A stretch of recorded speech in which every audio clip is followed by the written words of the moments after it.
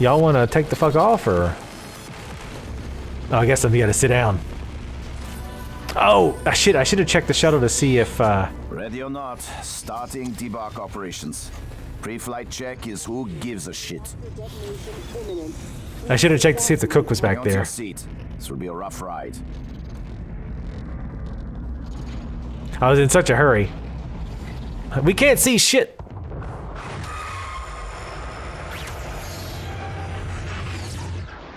Yeah, my confidence that that would actually kill that thing isn't super high.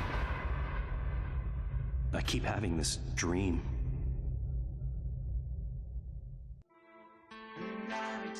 What?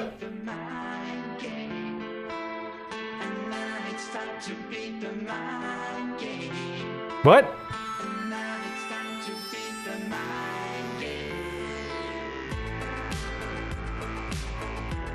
That better not have been it. What? Okay.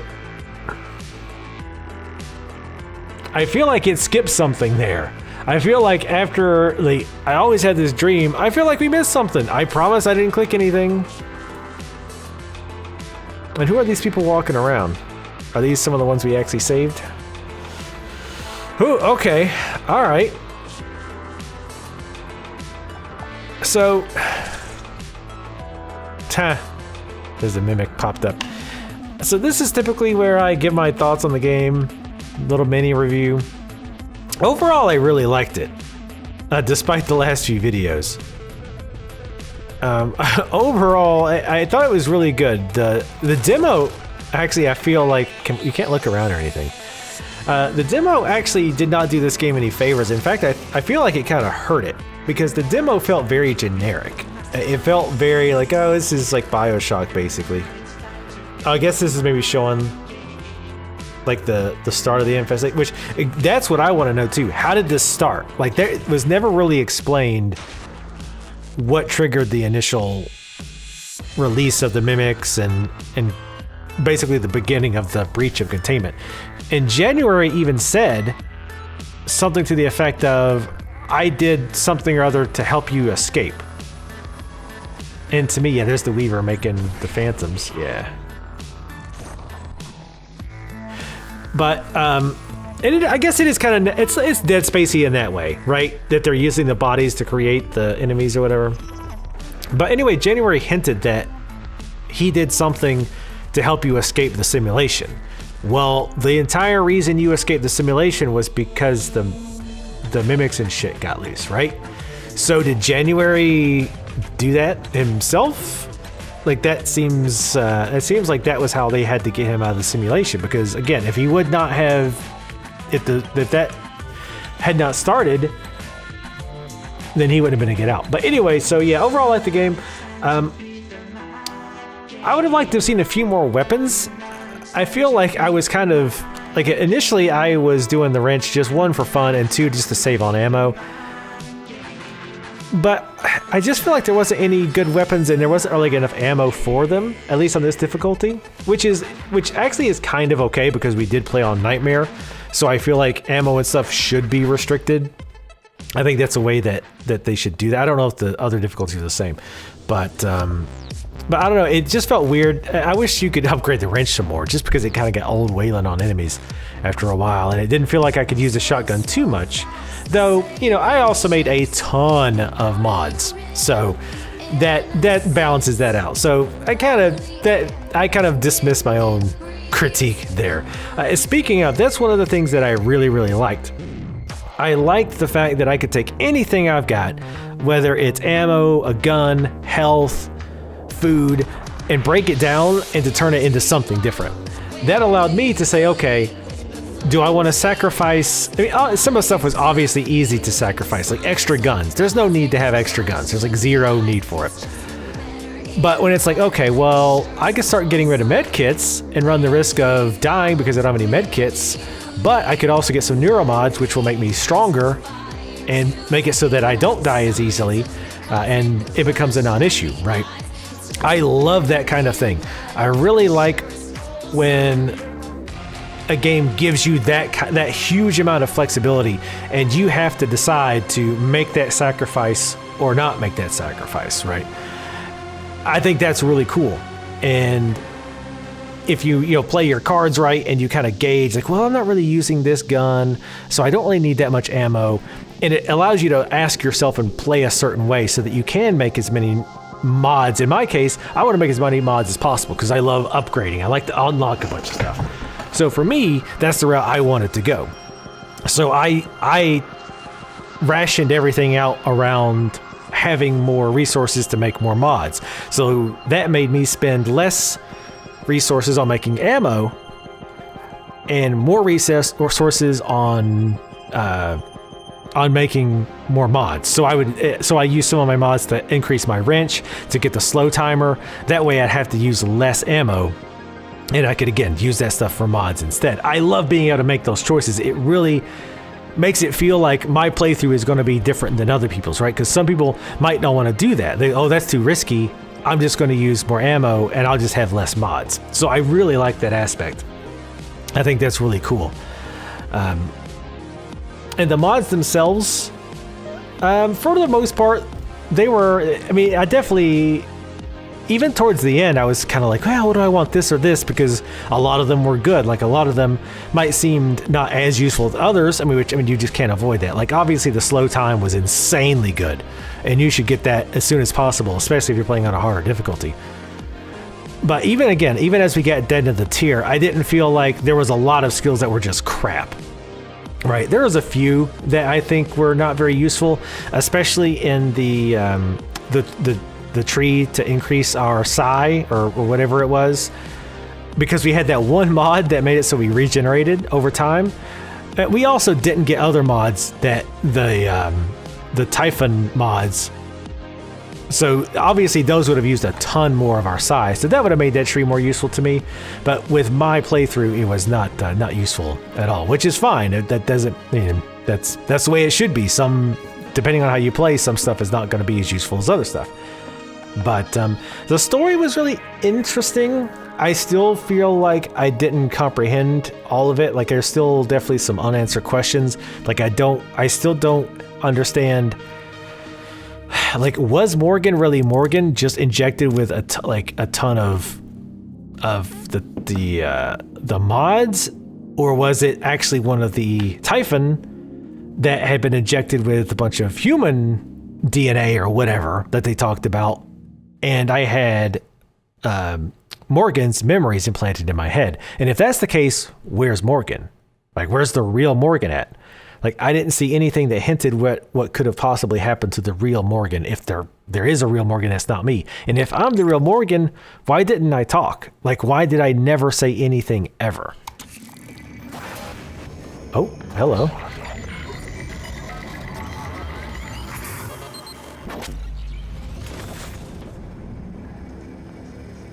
It's finished. How did it do? Activation of the mirror neurons is promising. Empathy quotient shows to be exceptionally high. It probably thinks it was dreaming, that nothing mattered. You're assuming it thinks like us. Its life depends on it. Ours too. It all comes down to the choices it made. It saved me from the cargo container. I would have suffocated otherwise, and later it recovered the Lightner connectomes. They were of no practical use, except that they were deeply meaningful to me.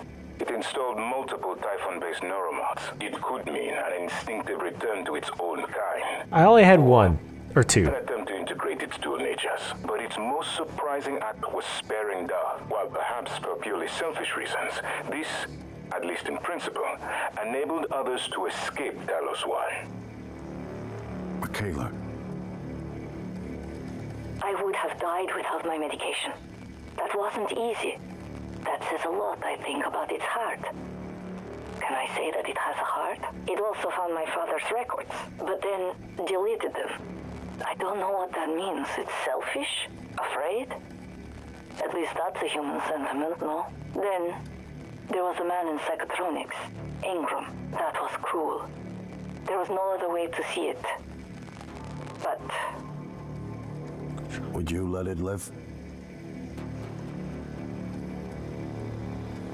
Yes.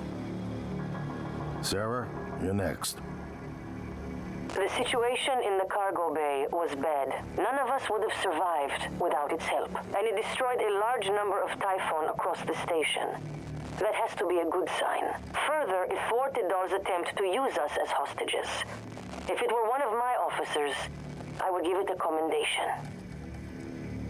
Danielle, what do you say? It found me. It didn't need to, but it did. I asked it to stop Volunteer 37, but it left him alive. It could mean a low drive for retribution. A lot of humans controlled by the Typhon ended up dead.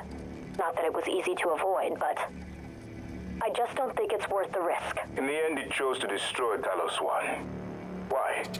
To protect Earth? We can't really know what its motives were for anything it did. But we have to make a choice. You can hear us, can't you?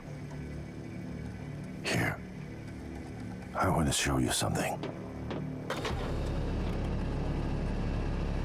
Notice he doesn't have his name on his uniform, but Morgan did. I noticed that multiple times. Alex doesn't have his name on his uniform, Morgan does. What you experienced was a reconstruction based on Morgan's memories. This is the world today. We spent years trying to put what you can do into us. We never tried putting what we can do into you. Until now. You're the bridge between our species. I need to know if you see us. I mean, really see us. Take my hand if you do. I was gonna say, how do I... We're gonna shake things up, like old times.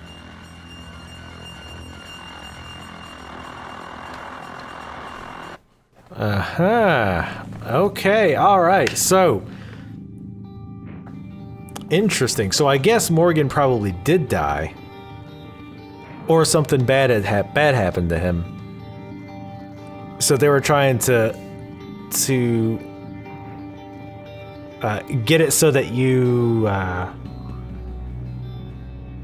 basically, they want you to be a human version. Right? Like, so you could empathize, because they said that about the aliens at the start, right? The aliens, they couldn't empathize, they couldn't communicate, all they could do was kill and reproduce, and like that was it. There was nothing else that they had any ability to do. So therefore, if we put, I guess, their abilities, or our quote-unquote abilities, which are like things like empathy, caring about other people, things like that, we could use that they could use that as a weapon against the Typhon. By the way, nice setup for a sequel. I feel like that's not even forced. I feel like that's actually a fairly interesting way of doing it. I'm still mad about the cook thing, though. I'm mad about the cook. I don't know where the cook was. I will probably, at nothing else, I'm going to look the cook up and see how to find them and kill him where it was. He might have been on the shuttle, and I just forgot. And I didn't think to look until I'd already clicked the button. But I like that ending. I gotta say, I like it. Like, I mean, yes, and I even mentioned this before. It is a little bit of the, I'm going to butcher this pronunciation, the Deus Ex Machina? I think it's Machina. Basically where it's like, oh, all this terrible stuff happens, and at the end it's, it was all just a dream, no big deal. Basically the ultimate like cheap cop-out. But I don't feel like it was done that way here. I feel like, I don't really, here's the thing, I don't understand the benefit, and I'm going to kind of ramble about my thoughts about the game here at this point. So if I'm going to do any other endings, let me say this. If I'm going to do any other endings, I'll put them in another video. That way you don't have to listen to me just kind of spit out my thoughts on the game's ending. So just FYI about that. And also, if I do something with the cook, I'll do that in another video too. So if you don't want to listen to me just ramble on about my thoughts, you can duck right out. Thanks for watching, though. Appreciate it. So what I don't understand, what benefit is it to implant our own memories and to make one of these things empathetic with us, right? Like if we can control their powers, why don't we just do that with other people, right? Why don't we just have our own people infused with their abilities? What benefit does it give us to make one of them that's empathetic to us? Unless, I guess the argument could be, like, maybe we can get some of their powers, like being able to lift objects and, some of the other stuff that you can unlock. But maybe, sorry, my mind went on a different tangent, like completely on its own. But maybe it's like, okay, we can't replicate their power. Like, yes, we can get some of their abilities, some of their tricks, which are pretty nice, but to really harness their power, we need to have one of them become like us, to think like us, to be an ally. Like maybe even if they could do that with, say, a weaver. Like a weaver could make a whole army of things that were like thought like us and empathize with us. Maybe that's the route they were going for. Otherwise, I don't really see the point in making one of them empathetic, because it's just going to get its ass beat by the other ones, right? Like if it tries to turn on them. But that's the only thing I can think of, is that it's just way more powerful than we can possibly get with the neuromods. But the other thing I'm trying to the thing I got kind of on a internal mental tangent on was like the robots. The robots were the people that we talked to, Dr. Igwe, Sarah, etc. I get the feeling that, like, so did those people ever actually exist? I think they did, because he talked about we were using Morgan's memories. So I think those were real people, and they just had their own boss, just like we had January, right? We had January and November or December, whatever it was. Oh, excuse me. So I think they had their own bots. Oh, God damn it. Sorry.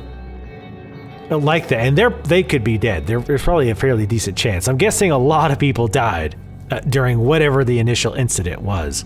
And obviously, we were using Morgan's memories. So a lot of that had to have actually happened, with some things being different based on our choices, which I don't even know how they would have emulated that, like how things would have played out.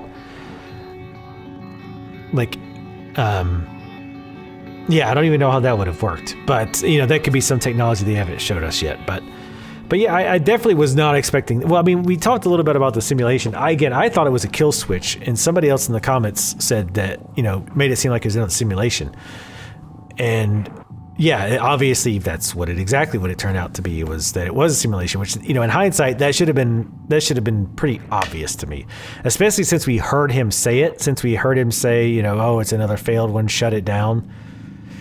I mean, I guess it technically go either way, but I think a simulation even then made a lot more sense than the kill switch thing, given that fact.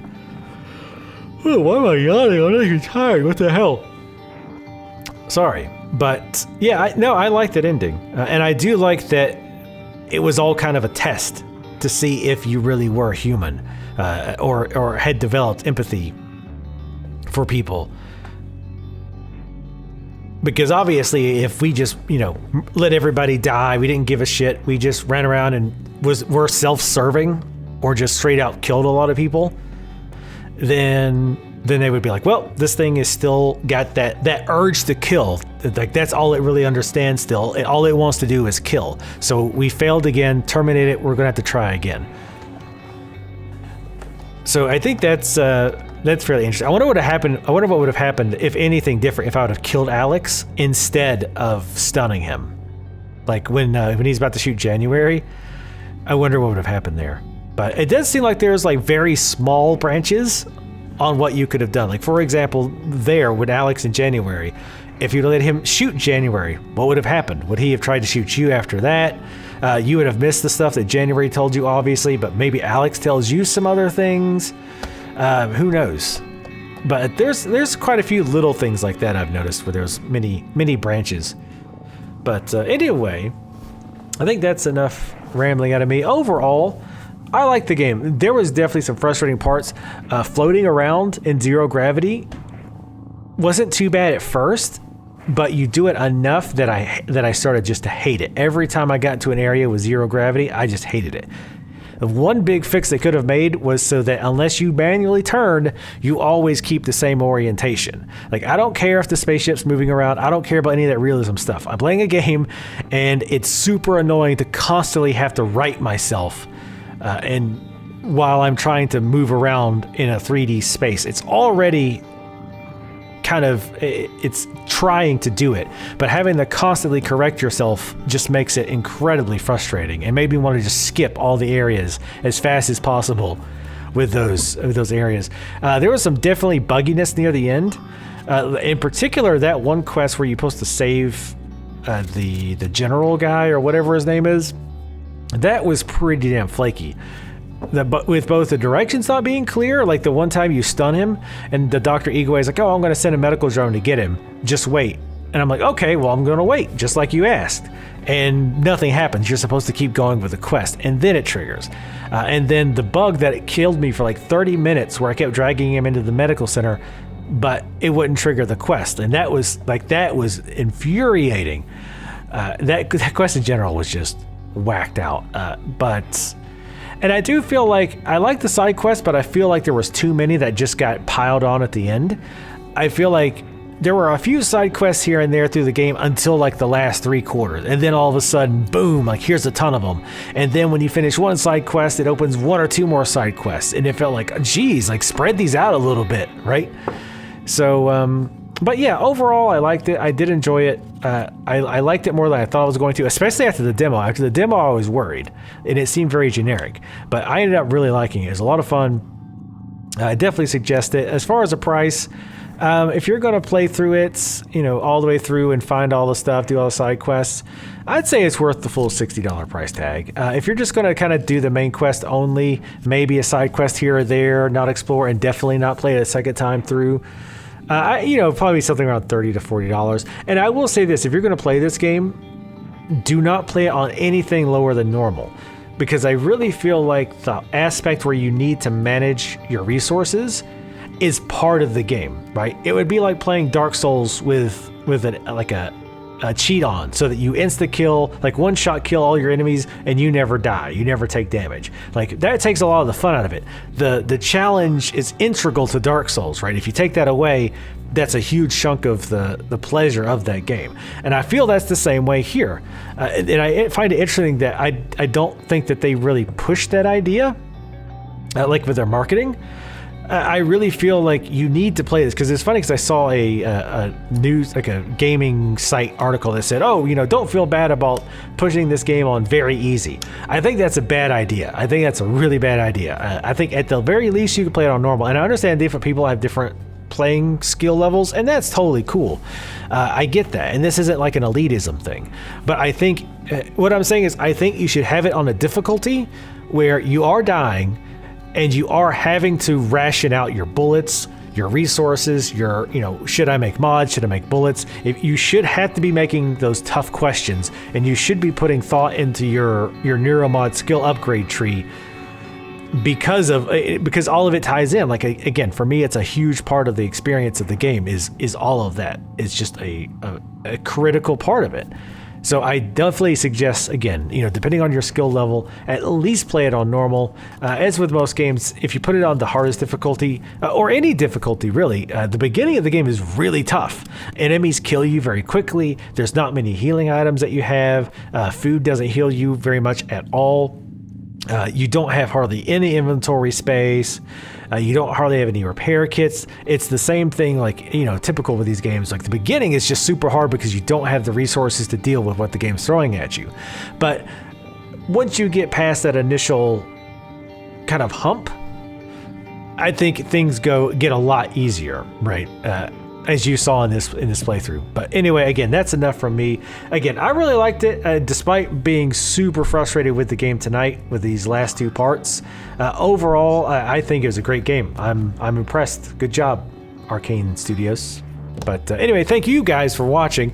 Thanks again to Travesty for your continued support on Patreon. Very much appreciate it. Make sure you leave comments. Let me know what you thought of this whole series overall. Again, the good and the bad. I want to hear it all. I want to hear what you thought of this whole series.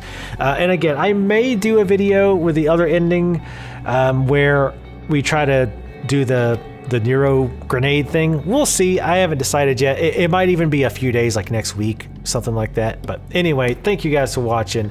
I'll see you next time.